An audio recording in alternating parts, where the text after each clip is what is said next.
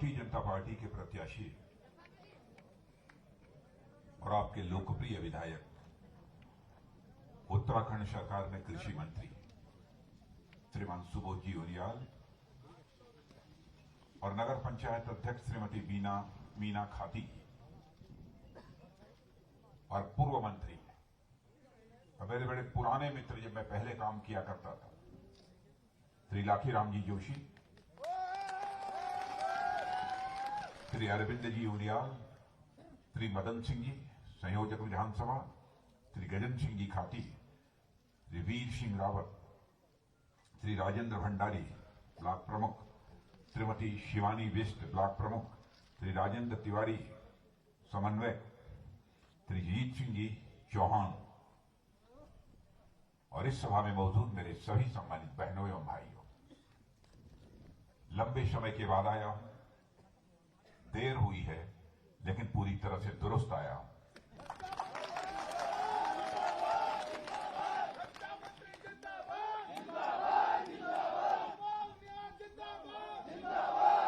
सुबोध उनियाल जी के लिए, सुबोध उनियाल जी के लिए ही आया था और बहनों भाइयों, फिर से इस बार मैं सुबोध उनियाल जी के लिए आया हूं।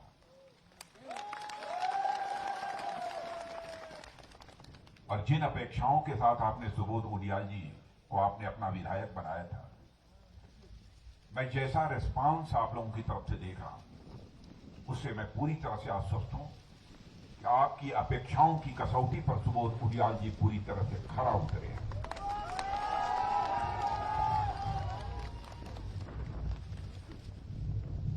मैंने कहा था केवल विधायक नहीं रहेंगे बल्कि वह मंत्री बनेंगे, मंत्री भी बन गए। हमारी शुभकामनाएं हैं उनियाल जी, सदैव आपका कद बढ़ता रहे और आप चाहे जिस भी पद पर रहें, आप जिस भी पद पर रहें, शासक के रूप में अपनी भूमिका न निभाएं बल्कि एक सेवक के रूप में आप अपनी भूमिका निभाएं जैसे आप निभा रहे हैं। मेरे बहनों भाइयों, उत्तराखंड राज्य के 78 लाख, उत्तराखंड राज्य के 78 लाख मतदाता 14 तारीख को अपना मतदान करेंगे और केवल किसी राजनीतिक पार्टी की सरकार ही नहीं बनाएंगे बल्कि उत्तराखंड राज्य का भविष्य लिखेंगे। लोकतांत्रिक व्यवस्था में चुनाव का बहुत महत्व होता है। स्वस्थ लोकतांत्रिक व्यवस्था में मतदान यह सबसे बड़ा दान माना जाता है। तो पहली मैं अपील आप सबसे करना चाहता हूं, जिस दिन मतदान हो, एक भी व्यक्ति शेष नहीं बचना चाहिए जिसे मतदान का अधिकार प्राप्त है और वह मतदान से वंचित रह जाए। जहां तक उत्तराखंड राज्य का प्रश्न है, आप सबको जानकारी है, श्रद्धेय अटल बिहारी वाजपेयी की हसरत थी उत्तराखंड एक नया राज्य बनना चाहिए और अपने प्रधानमंत्री रहते हुए ही उन्होंने उत्तराखंड राज्य बनाकर केवल बनाया ही नहीं बल्कि उत्तराखंड राज्य को एक विशेष दर्जा देने का काम आदरणीय अटल बिहारी वाजपेयी जी ने किया। और मैं इस मामले में सौभाग्यशाली हूं कि जिस समय उत्तराखंड राज्य बनने का फैसला आदरणीय अटल बिहारी वाजपेयी जी के नेतृत्व की कैबिनेट में हुआ था, उस कैबिनेट का मेंबर मैं भी था, सरफेस ट्रांसपोर्ट मिनिस्टर के लिए। और इस मामले में भी मैं सौभाग्यशाली हूं कि जिस समय उत्तराखंड राज्य बना तो संयुक्त उत्तर प्रदेश का भी उस समय मुख्यमंत्री मैं ही था। इस मामले में मैं सौभाग्यशाली हूं, यानी आपका संयुक्त उत्तर प्रदेश का सबसे आखिरी मुख्यमंत्री मैं ही हूं। जैसे हमारा आपका रिश्ता कभी टूट नहीं सकता, कभी टूट नहीं सकता। जहां तक राजनीतिक पार्टियों का प्रश्न है, बहनों भाइयों, इस सच्चाई को कोई नकार नहीं सकता। हिंदुस्तान की सबसे विश्वसनीय राजनीतिक पार्टी यदि कोई है तो वह भारतीय जनता पार्टी। और मैं आपको यकीन दिलाना चाहता हूं, जो कुछ भी हम लोगों ने किया है उस आधार पर मैं यकीन दिलाना चाहता हूं, भारतीय जनता पार्टी मेरे बहनों भाइयों आपके भरोसे को किसी भी सूरत में टूटने नहीं देगी और आपकी अपेक्षाओं की कसौटी पर पूरी तरह से खरी उतरेगी। हमारा चरित्र रहा है, जो हमने कहा है वह किया है और मैं मुनियाल जी को भी कहूंगा, चाहे जो कुछ भी हो भविष्य में, परिणामों की चिंता नहीं करनी चाहिए, लेकिन जनता को वही आश्वासन देने चाहिए जिन आश्वासनों को हम पूरा कर सकें।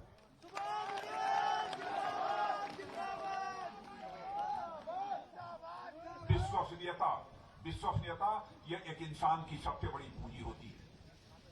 भारतीय जनता पार्टी यह विश्वसनीयता का संकट किसी भी सूरत में पैदा नहीं होने देगी। मैं आपको विश्वास दिलाता हूं।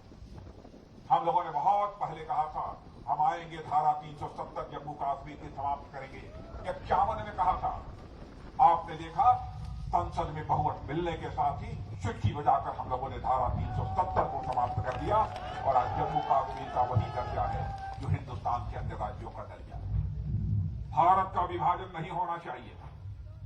हिंदू और मुसलमान के आधार पर भारत टूटना नहीं चाहिए, लेकिन हो गया। लेकिन पाकिस्तान में जो हिंदू, सिख, ईसाई, पारसी, यहूदी जो भारत के मूल निवासी थे, रह गए थे, वहां पर उनका जो धार्मिक उत्पीड़न हो रहा था, उसके कारण बहुत सारे हिंदू, सिख, ईसाई, पारसी छोड़कर भारत आ रहे। लेकिन भारत की नागरिकता प्राप्त न होने के कारण वो सम्मान की जिंदगी यहां पर जी नहीं पा रहे। हम लोगों ने कहा हमारी सरकार बनेगी तो भारत की संसद में हम नागरिकता का कानून पास करेंगे और डंके की चोट पर हम लोगों ने नागरिकता का कानून पास किया। आज चाहे अफगानिस्तान हो, चाहे बांग्लादेश हो अथवा पाकिस्तान हो, वहां का कोई भी अल्पसंख्यक धार्मिक उत्पीड़न के कारण भारत आता है, हम उसे भारत की नागरिकता देंगे। यह हमारा फैसला है। हम लोगों ने कहा था 1984 से लगातार कहते चले आ रहे हैं, जिस दिन हमारी सरकार बन जाएगी ऐसी परिस्थितियां स्वतः ही पैदा हो जाएंगी कि अयोध्या की धरती पर भव्य राम का मंदिर बनकर रहेगा। बहनों भाइयों, और हम लोगों ने भव्य मंदिर बनाया।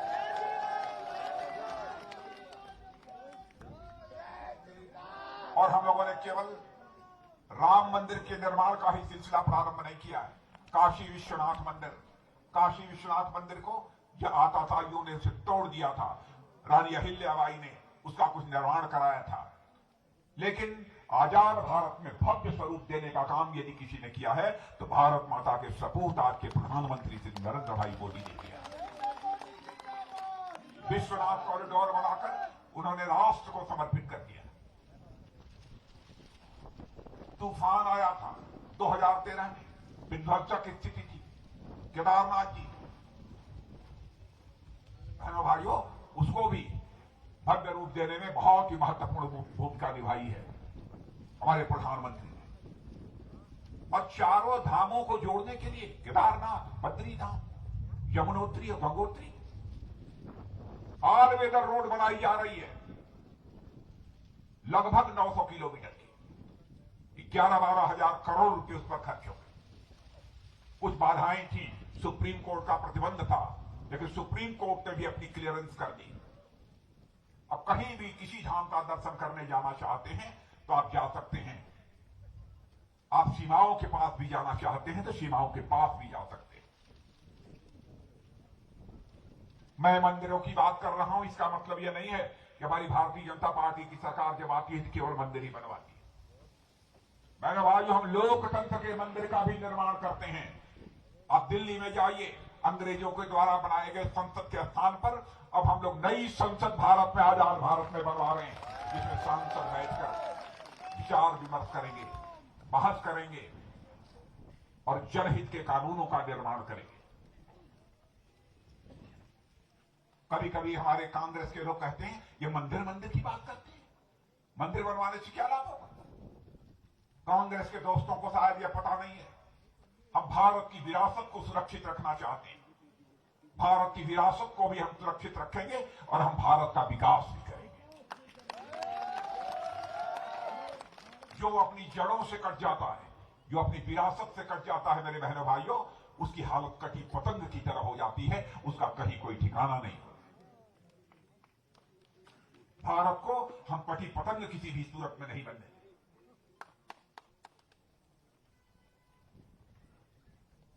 उत्तराखंड की सरकार ने क्या क्या काम किया है वो तो आप लोग जानते हैं ज्यादा मुझसे। लेकिन कभी कभी हमारे हरीश भाई बोल जाते हैं कि भारतीय जनता पार्टी वाले तो 5 साल में 3 मुख्यमंत्री बनाते हैं। अरे हरीश भाई 3 नहीं 30 बनाएंगे, इस पर आपको क्या आपत्ति होनी चाहिए? हाँ, इस बात की पक्की गारंटी रहेगी, हम उत्तराखंड का विकास किसी भी सूरत में नहीं रुकने देंगे।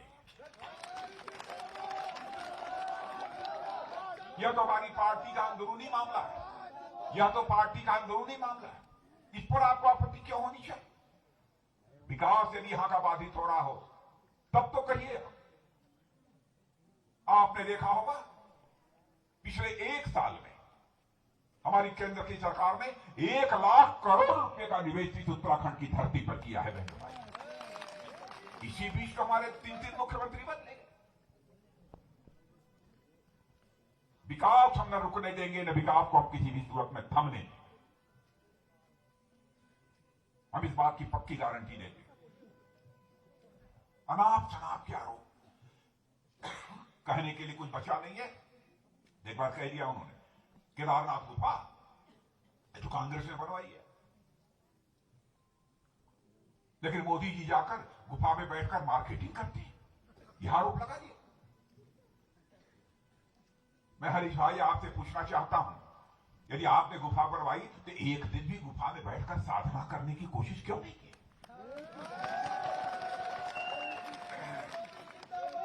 आप हिम्मत नहीं जुटा पाए, आप हिम्मत नहीं जुटा पाए।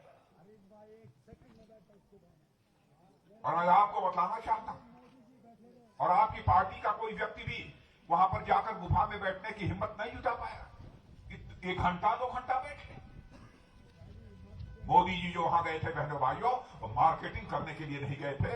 हरीश जी को समझाओ कि वहां पर साधना करने के लिए गए थे, साधना करने के लिए गए थे। और एक साधक ही जनता की सेवक के रूप में अपनी भूमिका निभा सकता है। जो जो काम मोदी जी ने किया है, ये तो आपने कभी कल्पना भी नहीं किया। क्या कभी सोचा था ऐसा प्रधानमंत्री आएगा जो घर घर में कहेगा शौचालय होने चाहिए, ताकि गरीब परिवार की माताओं बहनों को बाहर न जाना पड़े, उनके इज्जत और असमत की चिंता करें। गरीब परिवार की माताओं बहनों को भी लकड़ी जलाकर, अंगीठी जलाकर, धुएं में आंखों से पानी चलता रहे, खाना बनाने का मौका नहीं मिलना चाहिए, बल्कि एलपीजी गैस सिलेंडर होना चाहिए। एक संवेदनशील ही प्रधानमंत्री सोच सकता है, कल्पना किसी ने नहीं।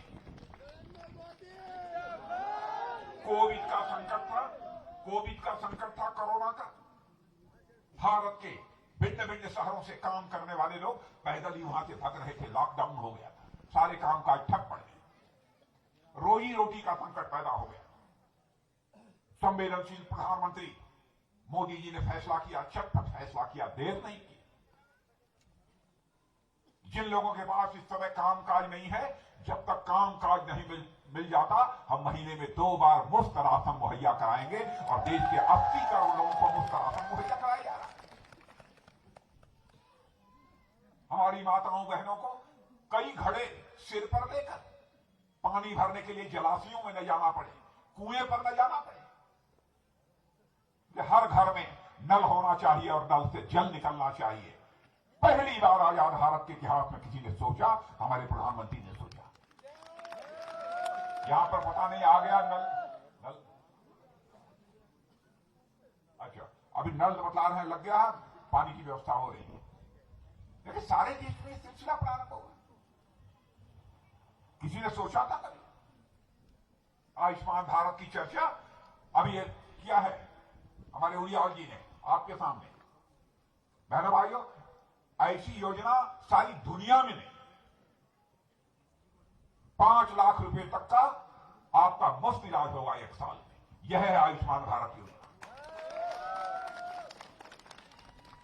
कभी किसी ने कल्पना नहीं थी कि इस प्रकार के हालात यहां पैदा हो। फिर भी कांग्रेस के लोग जो मन आता है सो अनाप शनाप की बातें कहते रहते हैं, जो मन आता है। रंच मात्र भी उन्हें संकोच नहीं होता है क्या कहना चाहिए और क्या नहीं कहना चाहिए। इसका लगता है कि विवेक ही वक्त हो चुके हैं। और यही कांग्रेस पार्टी आपको एक मैं याद दिलाना चाहता हूं, अटल बिहारी वाजपेयी जी ने उत्तराखंड को विशेष राज्य का दर्जा दिया था। जब कांग्रेस की उत्तराखंड में और दिल्ली में सरकार थी, इन्होंने विशेष राज्य का दर्जा उत्तराखंड का समाप्त कर दिया। जब 2014 में नरेंद्र भाई भारत के प्रधानमंत्री बने हैं बहनों भाइयों, तब जाकर फिर से स्पेशल कैटेगरी में इस उत्तराखंड राज्य को रखा गया। उस कांग्रेस को यह कहां नैतिक हक है कि वह वोट मांगे, और कांग्रेस की हालत तो यह हो गई है वो फैसला ही नहीं कर पा रहे हैं उनका मुख्यमंत्री कौन होगा। उलझे हुए हैं, हिम्मत नहीं कर पा रहे हैं कि अपने मुख्यमंत्री की घोषणा कर दें। हम लोगों ने टंके की चोट पर घोषणा कर दिया है हमारी सरकार बनेगी तो हमारा सरल, सज्जन, निहायत विनम्र, ईमानदार मुख्यमंत्री पुष्कर धामी बनेगा। हम लोगों ने घोषणा कर दी। ये हिम्मत नहीं कर पा रहे। इनको लगता है कहीं किसी के नाम की घोषणा कर दी तो कहीं कांग्रेस के खंड खंड में उत्तराखंड में हो जाए, इसी डर के मारे ये घोषणा नहीं कर पा रहे। जो अपनी पार्टी नहीं चला सकते बहनों भाइयों, वो उत्तराखंड में सरकार क्या चलाएंगे। लेकिन आरोप लगाने के लिए जो मन में आता है वह आरोप लगाते हैं। बहनों भाइयों, उत्तराखंड के प्रति हम लोगों का लगाव कितना है यह आप अच्छी तरह जानते हैं। ब्रह्म कमल यहां का राजकीय चिन्ह है, लेकिन आपने देखा होगा गणतंत्र दिवस के अवसर पर आज तक किसी प्रधानमंत्री ने यह ब्रह्म कमल उत्तराखंड के राजकीय निशान चिन्ह को की टोपी कभी नहीं लगाई होगी। पहली बार गणतंत्र दिवस के अवसर पर हमारे प्रधानमंत्री ने ब्रह्म कमल इस राजकीय चिन्ह वाली टोपी लगाकर सारे दुनिया भारत को संदेश दे दिया। उत्तराखंड राज्य हमारे यहाँ एक ऐसा राज्य है जो बहादुरों का शौर्य, पराक्रम, साहस, संयम और तप में एक स्थान रखता है। एक संदेश देने का ही एक उद्देश्य था, इसीलिए उन्होंने पहना था। वोट हासिल करने के लिए नहीं पहना था। वोट हासिल करने के लिए पहनना होता कि उत्तर प्रदेश तो सबसे बड़ा राज्य था, वहां की पगड़ी पहन ली होते। क्यों उत्तराखंड की टोपी उन्होंने पहनी और इस ब्रह्म कमल निशान लगाना? नहीं तो वहां का जो राजकीय चिन्ह है उत्तर प्रदेश का राजकीय चिन्ह लगाकर कोई साफा बांध लिए होते अथवा टोपी पहन लिए होते। उत्तराखंड कितना लगाव है हम लोगों का। और बहनों भाइयों, हमारे मोदी जी के नेतृत्व में डंके की चोट पर मैं कह सकता हूं, भारत अब दुनिया का कमजोर देश नहीं है। बहनों भाई, भारत अब दुनिया का ताकतवर देश माना जाता है। अंतर्राष्ट्रीय जगत में भारत की प्रतिष्ठा बढ़ी है। पहले भारत अंतर्राष्ट्रीय मंचों पर कुछ बोलता था तो दुनिया गंभीरतापूर्वक उसे सुनती नहीं थी, लेकिन आज यदि अंतर्राष्ट्रीय मंचों पर भारत कुछ बोलता है तो लोग कान खोलकर सुनते हैं कि भारत बोल क्या रहा है। भारत अब कमजोर भारत नहीं है, भारत अब दुनिया का ताकतवर देश बन चुका है। आपने देखा उरी और पुलवामा में, मैं भारत का गृह मंत्री था उस समय, पाकिस्तान के आतंकवादी आकर और उन्होंने कायराना हमला किया हमारे पैरामिलिट्री फोर्सेस के जवानों पर, हमारे जवानों को मार डाला। उसके बाद प्रधानमंत्री हम लोग बैठे, प्रधानमंत्री ने 2 मिनट के अंदर ही फैसला कर लिया। उसके बाद हमारे सेना के जवानों ने पाकिस्तान के अंदर घुसकर सर्जिकल स्ट्राइक करके उनके आतंकवादी ठिकानों का दबाया।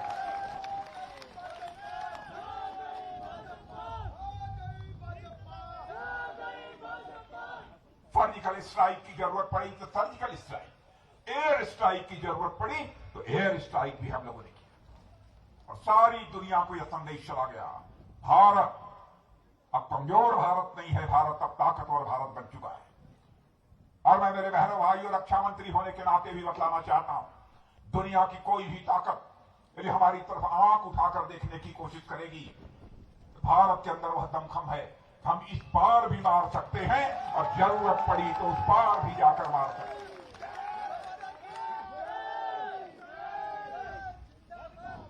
लेकिन मुझे आश्चर्य होता है, कांग्रेस के नेता राहुल गांधी जी संसद में खड़े होकर, राष्ट्रपति अभिभाषण पर हो रही चर्चा में कहते हैं कि गलवान घाटी में, लद्दाख में जो भारत और चीन के जवानों के बीच संघर्ष हुआ था, तो उसमें भारत के जवान मारे गए, चीन के शायद उनकी धारणा है कि 3-4 लोग मारे गए।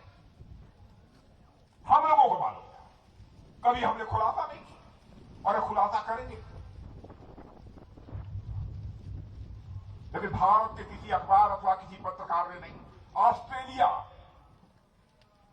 के खोजी पत्रकार ने वहां जाकर इधर उधर तक पता लगाकर तथ्यों के आधार पर ऑस्ट्रेलिया से निकलने वाले एक अखबार जिसका नाम है क्लेक्सॉन, KLEXON, उसमें यह लिखा है कि गलवान घाटी में जो भारत और चीन के सेना के जवानों के बीच संघर्ष हुआ था, उसमें चीन के 38 से लेकर 50 जवान मारे गए हैं बहनों भाइयों। और ये राहुल गांधी, इनकी समझ में नहीं आता हमारे सेना के जवानों के शौर्य, साहस और पराक्रम पर वो सवालिया निशान लगाने की कोशिश करते हैं। बहनों भाइयों, ऐसे लोगों को लोकतांत्रिक तरीके से मतदान के माध्यम से सबक सिखाया जाना चाहिए। बाकी कोई राजनेता कोई ऐसी बात बोलने का की हिम्मत न करे। अब यहां पर कांग्रेस पार्टी देश को जाति, पंथ, मजहब के आधार पर बांटना चाहती है। बहनों भाई, क्या इसी आधार पर राजनीति की जानी चाहिए? भारतीय जनता पार्टी जाति, पंथ, मजहब और धर्म की राजनीति नहीं करती है। हम राजनीति करते हैं तो इंसाफ और इंसानियत की राजनीति करते हैं। हमारी देश की सुरक्षा में यदि हिंदू बलिदान देता है तो मुसलमान भी बलिदान देता है, सिख भी बलिदान देता है, अन्य भी बहुत सारे लोग बलिदान देते हैं, क्रिश्चियंस भी बलिदान देते हैं जो भारत के मूल निवासी, पारसियों ने भी बलिदान दिया है, यहूदियों ने भी दिया है, जो भी भारत के मूल निवासी। लेकिन ये लोग जाति, पंथ, मजहब के आधार पर सरकार बनाना चाहते हैं। कोई कहता है मैं आऊंगा तो नमाज की छुट्टी दे दूंगा, कोई कहता है मैं आऊंगा तो मुस्लिम यूनिवर्सिटी बनवा दूंगा। अरे बनवाना होगा, जो करना हो करिए, लेकिन कल वोट हासिल करने के लिए। और मैं कांग्रेस के दोस्तों को बताना चाहता हूं, राजनीति की जानी चाहिए तो केवल सरकार बनाने के लिए राजनीति नहीं की जानी चाहिए। राजनीति की जानी चाहिए तो समाज बनाने के लिए राजनीति की जानी चाहिए, देश बनाने के लिए राजनीति की जानी चाहिए। क्या हो गया है इन लोगों को? ऐसी घोषणाएं की जाती हैं। बहनों भाइयों, हालत कांग्रेस की बहुत ही पतली हो चुकी है, बहुत ही पतली। लेकिन आप ही लोग कभी कभी, अब जैसे एक बार भाजपा की सरकार तो आप लोग दूसरी बार बना देते हैं कांग्रेस की सरकार, एक बार इसको एक बार उसको। मैं आपसे अपील करना चाहता हूं, एक बार इसको और एक बार उसको, इस सोच से बाहर निकलिए और आप स्वयं यह फैसला करिए कौन सी राजनीतिक पार्टी उत्तराखंड का विकास कर सकती है, कौन सी राजनीतिक पार्टी उत्तराखंड का भला कर सकती है। और मैं दावे के साथ कहता हूं, पांच वर्ष की सरकार आप लोगों ने हमारी बनाई। अगले एक बार 5 साल की नहीं 10 साल की मैं मांग करने के लिए आया हूं। 10 साल और सरकार बना दीजिए। उत्तराखंड राज्य, मैं दावे के साथ कहता हूं, उत्तराखंड राज्य एक ऐसा राज्य बन जाएगा जहां के लोगों की पर कैपिटा इनकम हिंदुस्तान के सभी राज्यों से अधिक हो जाएगी। पर्यटन उद्योग की इतनी सारी संभावनाएं यहां पर है, ढेर सारी संभावनाएं पर्यटन उद्योग की, लेकिन उसे विकसित करने की जरूरत है, बढ़ावा देने की जरूरत है। और उत्तराखंड के पर्यटन के प्रति विश्व के लोगों का, केवल भारत नहीं बल्कि विश्व के लोगों का आकर्षण बढ़ाने की जरूरत है। सोच चाहिए, काल्पनिक क्षमता चाहिए, तभी हो पाएगा। और यह सब सारी चीजें होंगी तो सबके साथ से होंगी, सबके विश्वास से होंगी, सबके प्रयास से होंगी, तभी जाकर सबका विकास हो पाएगा। लेकिन कांग्रेस की क्या हालत हो गई? हम तो, हमारे प्रधानमंत्री तो कहते हैं हम जो कुछ भी करना चाहते हैं, सबका साथ, सबका विश्वास, सबका प्रयास और सबका विकास। कांग्रेस की हालत क्या है? घर का साथ, खुद का विकास, सब पर अविश्वास, अकेला प्रयास, इस सहारे चुनाव लड़ना। इसलिए मेरे बहनों भाइयों, मैं आप सबसे विनम्र निवेदन यही करने आया हूं, उनियाल जी को इस बार रिकॉर्ड मतों से जिता दिए। पिछली बार कितना जिताया? बताइए आप लोगों ने क्या कर दिया? अरे पिछली बार केवल 5,000 वोटों से जिताया था आप लोगों ने, अब तो देख लिया ना। अरे 24 कैरेट के हैं सुबोध उनियाल जी, 24 कैरेट के हैं।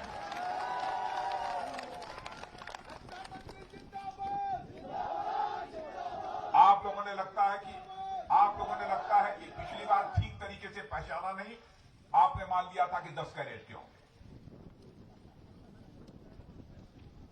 अब मैं बतला कर जा रहा हूं ये 24 कैरेट के हैं। तो पिछली बार 5,000 से जिताया था, जिस बार 15,000 कर दिया।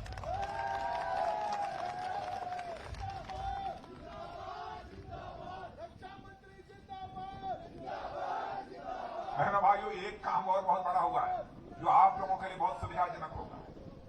ऊधम सिंह नगर में 500 करोड़ रुपए की लागत से एम्स का एक सैटेलाइट सेंटर बन रहा है। जानते हैं क्यों बनाया जा रहा है?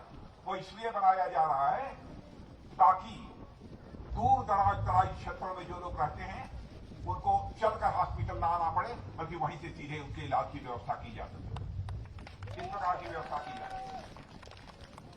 और हम लोगों ने इस बार के अपने घोषणा पत्र में कहा है कि अब तक प्रधानमंत्री किसान सम्मान निधि के अंतर्गत 6,000 रुपए जो उत्तराखंड वासियों को प्राप्त होते थे किसानों को, तो 6,000 रुपए वो तो मिलेंगे ही। 6,000 हमारी भाजपा की सरकार उत्तराखंड की देगी, हमारे किसानों को 12,000 रुपए।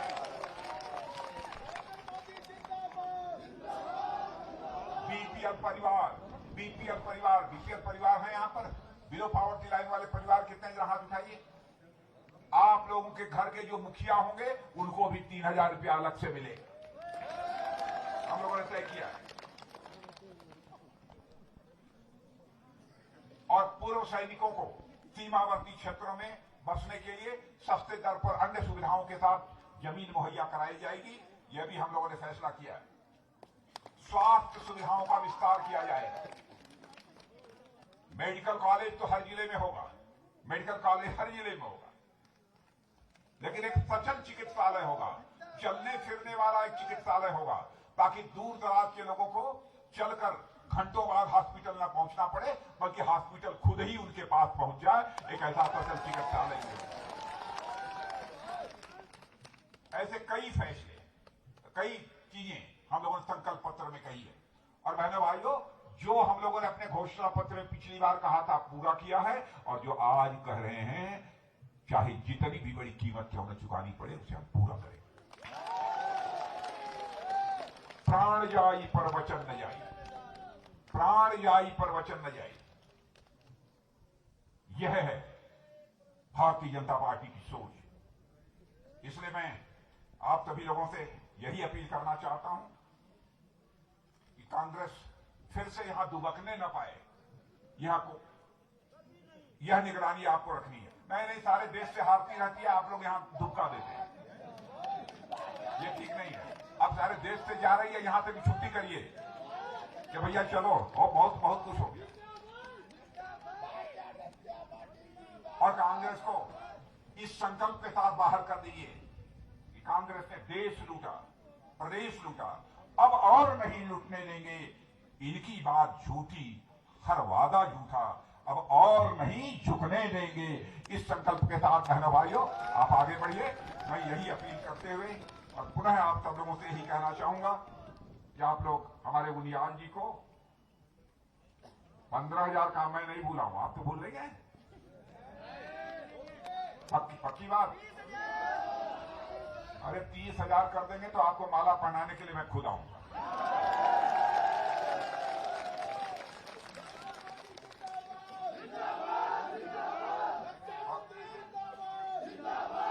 और मेरे बहनों भाइयों 15,000 मैंने कहा है, 15,000 से 16,000 17,000 भी यदि आप कर देंगे तो उनियाल जी यदि हमको बुलाएंगे उसके बाद कभी भी साल 6 महीने में जब भी बुलाए तो बहनों भाइयों मैं फिर से आना चाहूंगा। यदि आना चाहूंगा, मैं आना चाहूंगा तो अपना स्वागत कराने के लिए नहीं आना चाहूंगा, बल्कि एक बार शीश झुकाकर इस क्षेत्र की जनता के प्रति आभार व्यक्त करने के लिए आना चाहूंगा। आप सबको बहुत बहुत धन्यवाद।